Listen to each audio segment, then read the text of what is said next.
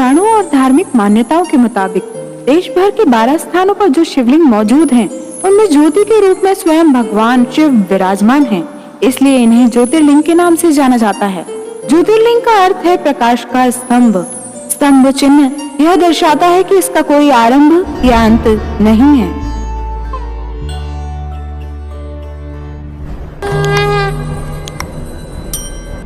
महादेव के इन 12 ज्योतिर्लिंगों में से जो 10वें स्थान पर आता है श्री नागेश्वर ज्योतिर्लिंग, आज हम उनकी कथा का श्रवण करेंगे। भगवान शिव का ये पवित्र धाम भारत में गुजरात के जामनगर जिले में स्थित है। यह ज्योतिर्लिंग द्वारका धाम से 17 किलोमीटर की दूरी पर स्थित है। नागेश्वर ज्योतिर्लिंग अपने आप में अनूठा है क्योंकि ये लाल द्वारका शिला पत्थर से बना है। इस पर छोटे छोटे चक्र हैं। इसकी आकृति कमोवेश अंडाकार त्रिमुखी रुद्राक्ष की तरह है और इसका मुख दक्षिण की ओर है। रुद्र संहिता में शिव को दारुकावन नागेशम के रूप में बताया गया है। ज्योतिष शास्त्र के अनुसार जिन लोगों की कुंडली में नाग दोष और काल सर्प दोष हो, उन्हें अपनी समस्याओं से राहत पाने के लिए नागेश्वर महादेव मंदिर के दर्शन करने चाहिए। इस मंदिर में जाकर विभिन्न धातुओं से बने नाग नागिन चढ़ाने से भक्त इन दोषों से छुटकारा पा सकते हैं। ऐसा माना जाता है कि इस मंदिर में भगवान शिव स्वयं नागों के देवता नागेश्वर के रूप में विद्यमान हैं। उनकी पूजा करने से भक्तों की सभी बाधाएं और दुख दूर हो जाते हैं और उन्हें शांति और समृद्धि मिलती है। कहा जाता है कि जिस भी व्यक्ति पर विष का असर हो, अगर वो नागेश्वर ज्योतिर्लिंग को स्मरण करके 108 बार इस नाम का जाप करेगा तो उस व्यक्ति को विष से आराम मिल जाता है। प्रिय भक्तगणों, ये एक बड़ा ही अद्भुत और अलौकिक ज्योतिर्लिंग है।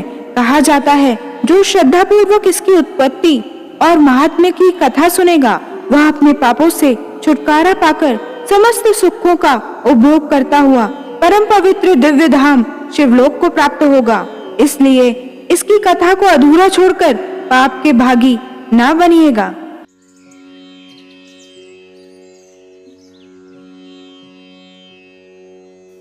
प्राचीन काल में भारत के पश्चिमी तट पर समुद्र के पास एक दारुक नामक राक्षस अपनी पत्नी दारुका के साथ रहता था। दारुकी ने देवी पार्वती की तपस्या कर वरदान प्राप्त किया था। उसकी तपस्या से माता पार्वती वहां प्रकट होती हैं और माता पार्वती ने उसे वरदान मांगने को कहा। तब दारुकी ने कहा, हे माता पार्वती, यदि आप मेरी तपस्या से प्रसन्न हैं तो मुझे आशीर्वाद दीजिए कि इस वन में, जिस वन में मैं आपकी तपस्या कर रही थी, सभी संपदाओं से युक्त यह वन, मैं जहाँ जाऊं मेरे साथ जाए। मैं इस वन को जहाँ मन वहां ले जाने में सक्षम रहूं। और आगे उसने कहा कि देवी माँ, मैं यह लोक कल्याण के लिए करना चाहती हूँ क्योंकि यह दारुक वन अनेक संपदाओं से परिपूर्ण है। इस वन में अनेक प्रकार की औषधि, पुष्प तथा फलों की भरमार है। तो मैं यह चाहती हूँ कि हर मनुष्य को मैं इस वन की संपदाओं का सुख और लाभ दे सकूं। दारुका के वरदान को सुनकर माता पार्वती ने उसे तथास्तु कह दिया और बड़ी प्रसन्नता से उसे वरदान दिया। वह जहाँ भी जाती उस जंगल यानी कि वन को अपने साथ ले जाती। इस कारण से उन राक्षसों ने पुनः द्वारका वन को अपना अत्याचार और वर्चस्व फैलाने का स्थान बना लिया और विनाशकाले विपरीत बुद्धि का परिचालित करते हुए उन राक्षसों ने उस जंगल में रहने वाले वैदिक कार्य करने वाले निर्दोष लोगों को त्रस्त करना शुरू कर दिया। उन लोगों ने दारुकी ने उस वन में रहने वाले सभी मनुष्यों का जीना दुर्लभ कर दिया। उस वन के सभी मनुष्य दारुका से परेशान हो जाते हैं और तब एक महर्षि और्व के शरण में जाते हैं। तो उन्होंने यह अत्याचार जानकर उस दारुका नाम के राक्षस और उसकी पत्नी दारुकी को श्राप दे दिया कि जब भी यह जोड़ा पृथ्वी पर हिंसक कार्य करेगा, उसी पल उसका अंत हो जाएगा। यह जानकर देवताओं ने भी मौका देखकर आक्रमण कर दिया। अब दोनों राक्षस असमंजस में पड़ गए कि यदि युद्ध किया तो श्राप से मारे जाएंगे और नहीं किया तो देवता दंड देंगे। अंततः दोनों राक्षसों ने अपना आधार क्षेत्र जमीन के नीचे समुद्र के तल पर बना लिया और नीचे आधार चले गए। दारुकी को मिले वरदान की वजह से पूरा दारुका वन भी उनके साथ समुद्र के भीतर स्थापित हो गया। लेकिन जैसे बंदर गुलाटी मारना नहीं छोड़ता, वैसे ही इस युगल राक्षसों ने धरती पर आना तो बंद कर दिया, लेकिन उसके बाद नौका से व्यापार करने के लिए जाने वाले लोगों को समुद्र के रास्ते में परेशान करना शुरू कर दिया। एक बार वहीं पर सुप्रिय नामक एक वयस्क था जो सभी कार्य सबको अर्पित करता था और बहुत समर्पित शिव भक्त था। एक बार सुप्रिय जब नौका पर सवार होकर उस जल क्षेत्र से जा रहा था, तब राक्षस दारुका ने नौका पर आक्रमण कर दिया। सुप्रिय समेत सभी यात्रियों को कैद कर लिया। उनकी शिव भक्ति से दारुका क्रोधित था। सुप्रिय कारागार में भी अपने नियमों के अनुसार शिव की आराधना करता था। उसके सभी संगी साथी बहुत परेशान हो जाते हैं और कहते हैं, भाई यदि हम इस कारागार से बाहर नहीं निकलेंगे तो हम बेमौत मारे जाएंगे। यह दारुका नामक राक्षस हमें जीवित नहीं छोड़ेगा, कभी न कभी हमारे प्राण अवश्य ले लेगा। अपने मित्रों के मुख से ऐसा सुनकर सुप्रिया ने अपने मित्रों को उत्साहित किया और उन्हें भगवान शिव की पूजा करने के लिए तत्पर किया। वहीं पर पड़े ढेर सारी मिट्टी को इकट्ठा करके पास में ही बह रहे एक जल स्रोत से थोड़े से पानी लेकर उस शिवलिंग को तैयार किया। एक पार्थिव शिवलिंग तैयार किया गया। अब सुप्रिय ने अपने सभी साथियों के साथ उस पार्थिव शिवलिंग की पूजा करने लग गया। उसने कहा कि हे भोलेनाथ, हमारे पास ना तो पुष्प है, ना ही चंदन, ना दीपक और ना ही अक्षत। हमारे पास बेलपत्र भी नहीं है। आपको अर्पित करने के लिए हमारे पास जल भी नहीं है। हम आपका ऐसे ही स्मरण करते हैं, आपके नाम का जप करते हैं। महादेव, हो सके तो आप अपने भक्तों पर कृपा दृष्टि डालें। आप हमारी मदद कीजिए, हमें इस संकट से मुक्त कीजिए। इस तरह से सुप्रिय अपने साथियों के साथ मिलकर भगवान की पूजा करने लगता है। कुछ ही देर में भोलेनाथ की महिमा से वहां पर भोलेनाथ के गले में सुशोभित वासुकी सर्प और वहां पर शिव भक्तों की रक्षा करने हेतु प्रस्तुत हो जाते हैं। कुछ ही समय बाद दारुका के राक्षस आते हैं। दारुका के राक्षसों पर वासुकी देव आक्रमण कर देते हैं और उन्हें वहां से खदेड़ कर भगा दिया। अब वही राक्षस अपने महाराजा दारुका के पास जाते हैं और सारा हाल दारुका से कह सुनाते हैं। ऐसा समाचार मिलते ही दारुका उस स्थान पर गया और सुप्रियो को ध्यान मग्न देखा तो बोला कि आज आंख बंद करके तुम कौन सा संयंत्र कर रहे हो। सुप्रिया ने कोई उत्तर नहीं दिया।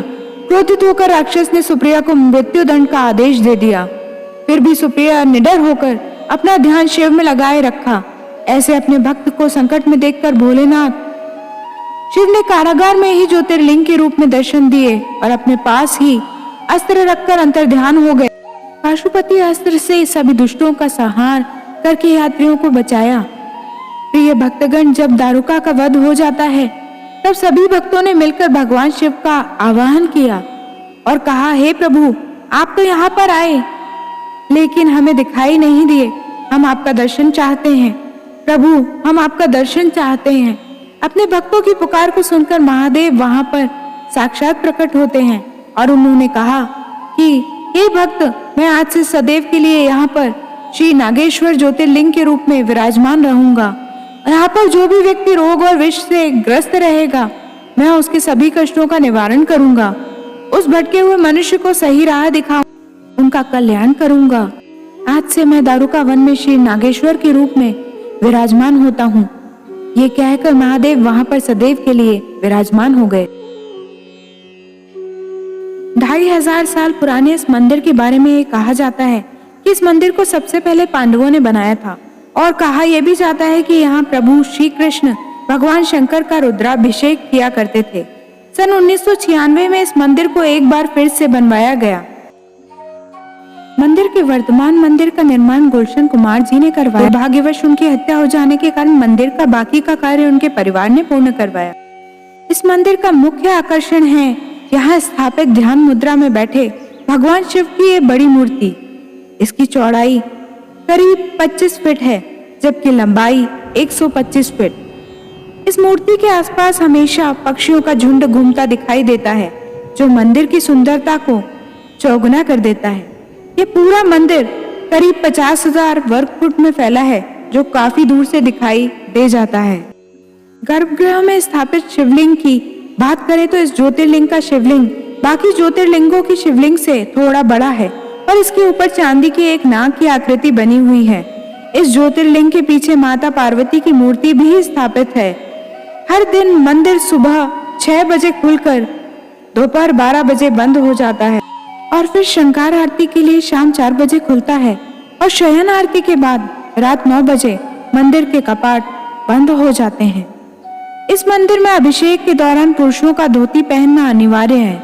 कहते हैं महादेव के इस दर पर जो भी सच्ची श्रद्धा से आता है, बाबा नागेश्वर उसकी हर मनोकामना पूर्ण करते हैं।